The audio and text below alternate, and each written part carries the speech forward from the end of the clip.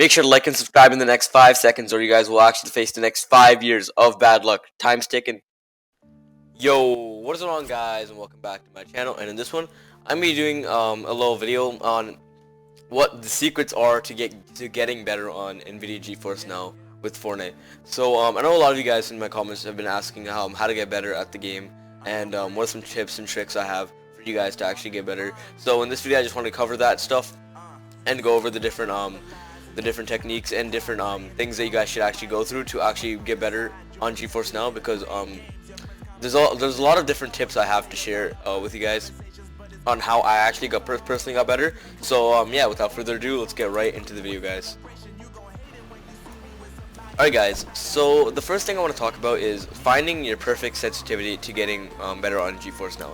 So a lot of you guys have been asking me for what my sensitivity is, and I tell you guys, but honestly, the best way to get better is not to just copy my sensitivity in particular. What you guys should do is you guys should look at a lot of other pros and look at what sensitivities they use, and you guys should try them out and then adjust them based on what your personal preference is. And also, but depending on what mousepad you have, if you have a really big mousepad, it's you guys can either choose to play higher or low sense. But if you guys are using a smaller mousepad, I do recommend you guys lean more towards using a higher sense than actually using a really low sense, like for example mongrel sense.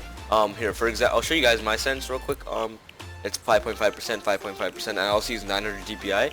That's a pretty low sense. I use a big mousepad though, so it's okay for me to use that low of a sense. But I used to have a really small mousepad. It was like a medium size, and when I just played low sense on there, my mouse would always I'd always have to reset my mouse whenever I'm like turning around really fast and everything.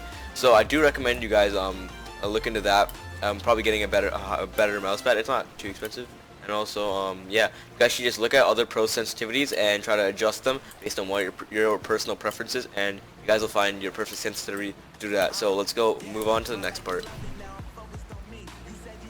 Alright guys, so for the next part of the video, I'm going to be talking about the keybinds that you guys should have, and some of the most optimal keybinds for Fortnite. So if you go over to my keybinds over here, I'm going to go over to my first, my weapon slot keybinds. So my harvesting tool is that's because I just have like an extra button on my mouse. I bound it to it.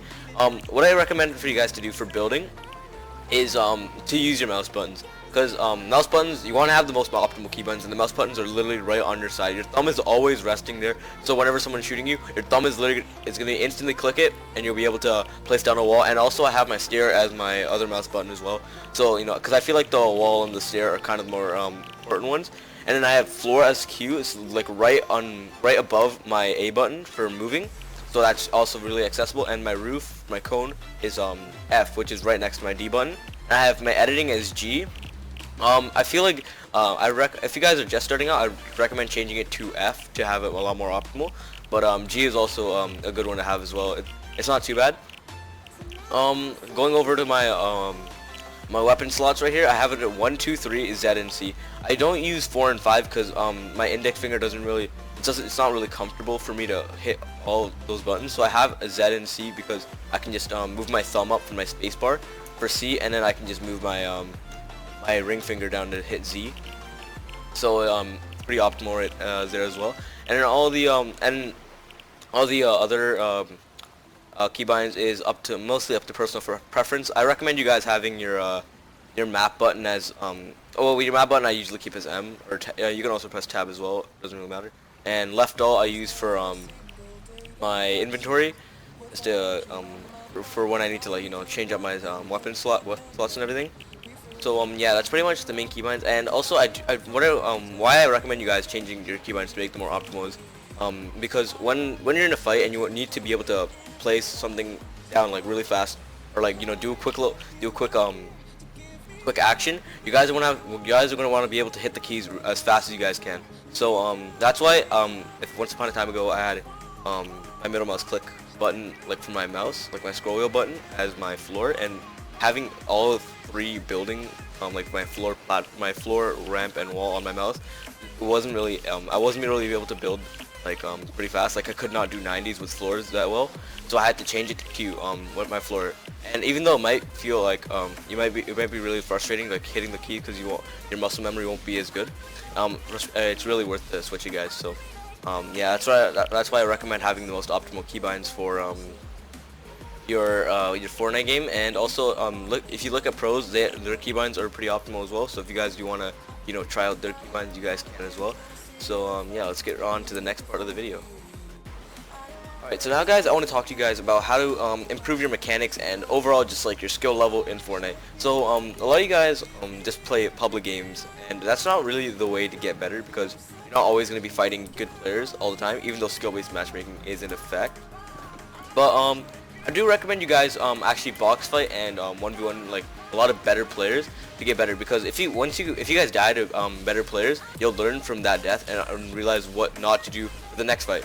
So also some like mechanics to learn is like tunneling, which I'll show you guys right here. Kind of messed that one up, but here.